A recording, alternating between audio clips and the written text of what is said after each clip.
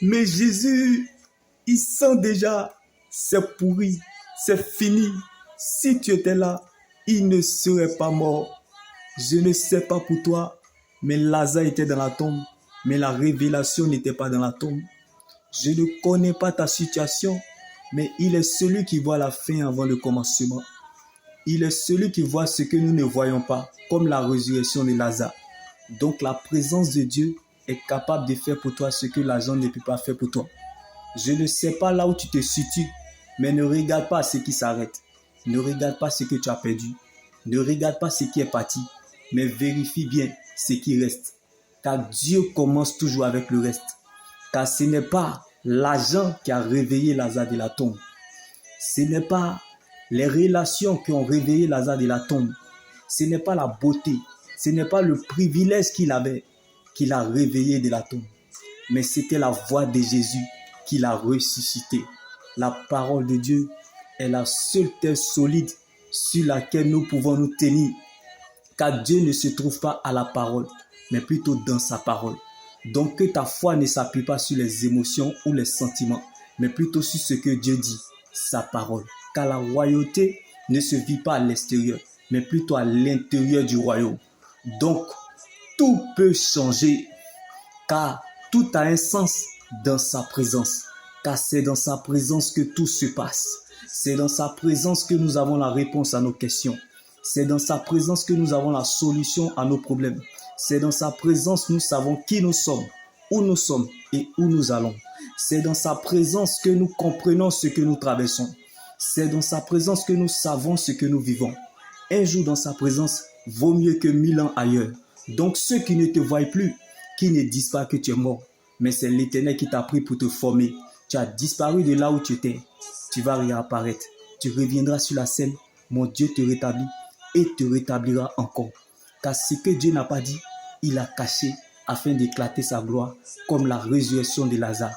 Si le ciel décide de te faire du bien, il te fera du bien. Dieu fera par toi pour toi sans toi.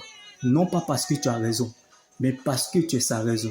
Donc aimer Dieu sans raison apporte à la raison ce qui est inaccessible. Donc que ta foi soit faible dans une fidélité absolue, dans la persévérance soutenue par une adoration agréable à Dieu. Car c'est dans l'adoration que se découvre la profondeur de notre victoire. Donc je prie que là où tu es, la profondeur t'emmène à changer la situation en adoration.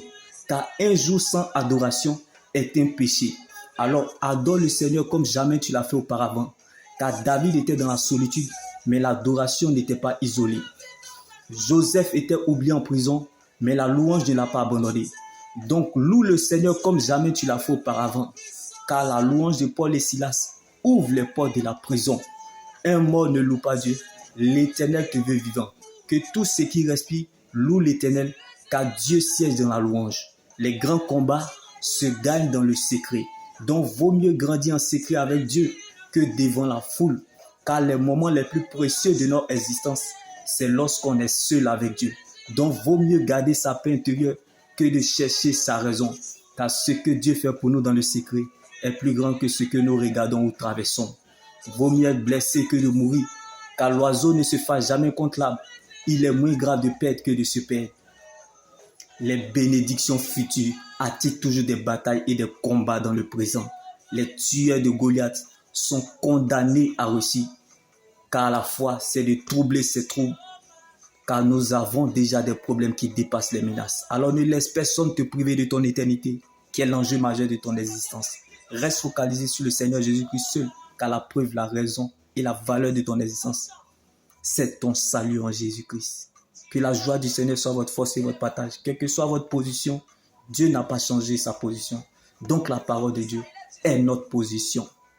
Soyez consolés depuis votre position dans le nom de Jésus-Christ.